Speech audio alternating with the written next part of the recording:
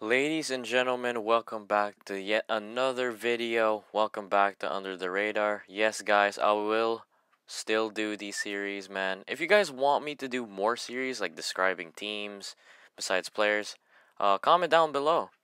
We're back at it again. Don't worry, I'm gonna have a special this month, but I'm not gonna tell you who. Alright, today is about my guy Payton Pritchard. Now, why is this guy so special, Aaron? I mean, this guy is killing it in the NBA right now. Now, this guy was a beast in high school. He was a four-star recruit, and everybody was recruiting him. You know why? This guy was a freaking sniper from three. And that's what everybody wants these days, huh? A scoring point guard. I mean, this guy was just 6 feet tall. But man, this guy can ball, man. This guy can dish the rock around. He can shoot the three really confidently. He can shoot 25 footers with ease. He can finish around the rim. I mean, this guy will find a way to annoy you and get his buckets. That's Payton Pritchard. So, he's a four-star recruit coming out of high school. And look how many schools tried recruiting him. Yeah, a lot of schools. I mean, just look at these schools, man. Even frickin' Kansas wanted him. If Kansas called my door, bro, I would answer. But out of all the colleges, he decided to sign with the University of Oregon. Yes, the University of Oregon is a solid basketball program. Yes, they didn't have a lot of wonders, but if you guys don't know, Bol was from the University of Oregon, so you guys cannot not say that there's no good NBA players that came from Oregon. Because there's so many. But we're talking about the normal NBA now. Now, this guy was a beast in college also. He averaged a solid 13 points per game. And he was the current, and I think defending and current, All-Pac Player of the Year award. I mean, this guy was intense. He has the All-Pac Year honors. He's in the All-Pac team. He was the Defensive Player of the Year. I don't even know how he is doing this, but damn, he was a sniper. I remember watching games, most especially in Pac-12, since I'm a UCLA fan. I watch UCLA a lot. And man, Payton made me so mad. Like every time that he'd go against UCLA in the Pac-12 games, bro, he would give me a massive headache. I mean, this guy is like a big ass headache. I literally was yelling at my TV screen or my laptop screen when who's that guy again? Chris Smith couldn't guard my guy right here. I mean, they were just leaving him wide open. Like the bigs in UCLA were like slagging off of him just because he's 6 feet tall. 6 feet tall is pretty tall. I mean, for basketball players, that's a little short, but bro, this guy can kill it. This guy can shoot. I mean, I literally compared this guy to Fred VanVleet on how he plays. Very creative finishes, can really distribute the ball, and can really just shoot lights out from three. And literally lights out from anywhere, basically. So, this guy was a killer in Oregon. And I knew that when is he going to get drafted? That was the question in my mind the whole time. Like, when is he going to get drafted? But my question was answered a couple months before the draft, and he announced that he's going to be a part of the 2020 NBA draft. Yes, this is a pretty loaded draft, most especially for overseas players, and there's a couple sprinkled college players around.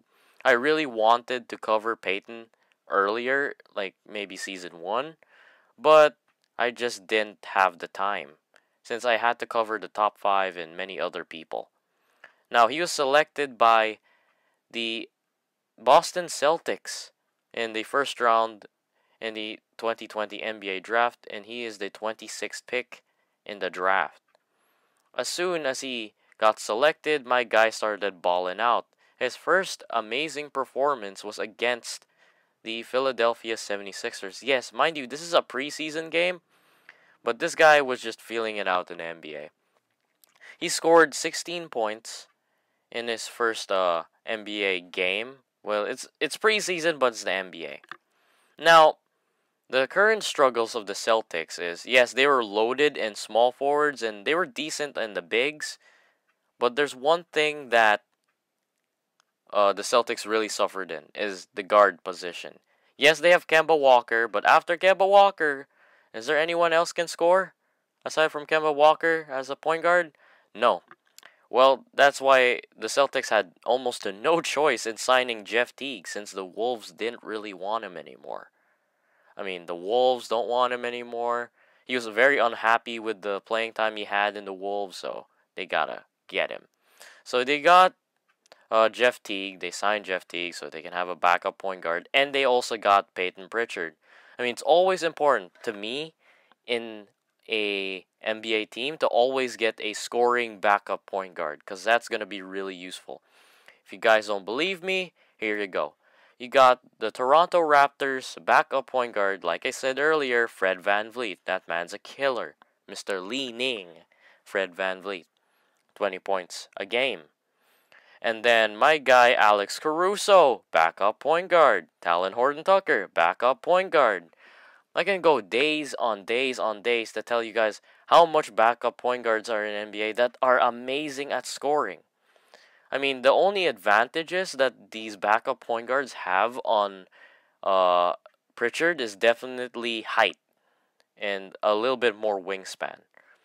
I mean, Payton is not known as a defensive guy, but he can clamp up. He could really just give you a hard time on both ends. But obviously, in his offensive repertoire, he's just a tough guy to stop. Because, yes, you could double him, triple him, all you want. He just shoots a three. He can just give a dime pass. I mean, I've never seen the Celtics' ball movement, like, way better ever since the arrival of Payton Pritchard. I mean, I was projected in my little draft projections. I was thinking this guy would be in Minnesota or a Western Conference team, and maybe just a couple hands sprinkled in the Eastern Conference, but really good move here by the Celtics. I mean, they really needed a guy to cover the hole that uh, Scary Terry left as soon as he departed and grabbed that massive contract with Michael Jordan in the Charlotte Hornets. I mean, this guy's a natural scorer. He can confidently hit it from 20 feet, 26 feet. He can go beyond. I mean, I've seen this guy shoot it from Lillard range. And if you guys don't believe me on how valuable is Payton towards the offense of the Celtics this past couple of games, I mean, you could listen to me if you guys still don't believe me. I have proof and I have case that he is important to the Celtics offense. If you don't believe me, you gotta listen to my guy, coach of the Boston Celtics, Mr. Brad, Coach Brad Stevens, my guy, Big Brad. Here's what he said. He's had more good nights for sure than not. And, we're going to ask him to do a lot right now. Just in fair or unfair to him, he's going to have to be consistent for us to have a chance to be a good team. John Corrales.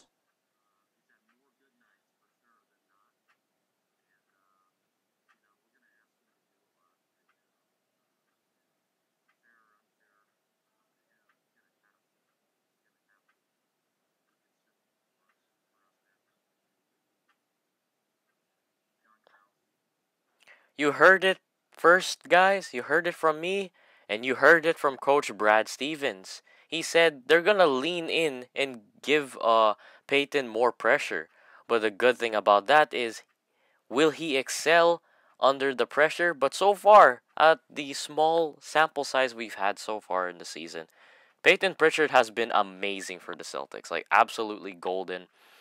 He fixed their playmaking problems. Yes, Jeff Teague is a pretty solid playmaker, but he became more selfish as soon as he started getting older in his career.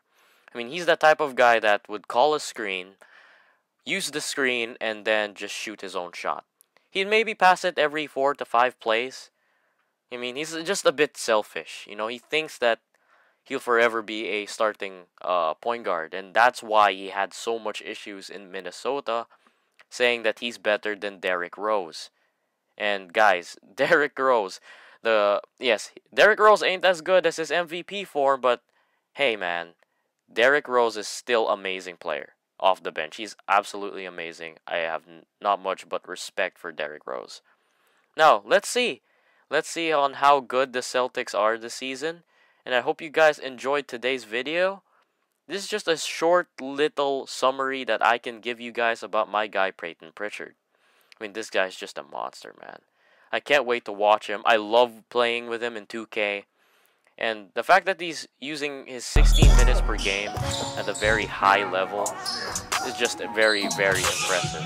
I mean, he's one of the most underrated selections in the NBA draft. Or some people are telling me that he is the biggest steal in the NBA draft. Let me know in the comment section down below. Hope you guys liked today's video. Like and subscribe. I would appreciate it. Road to 85, ladies and gentlemen. Thank you all. Happy New Year. And have a blessed year of 2021. See you next week.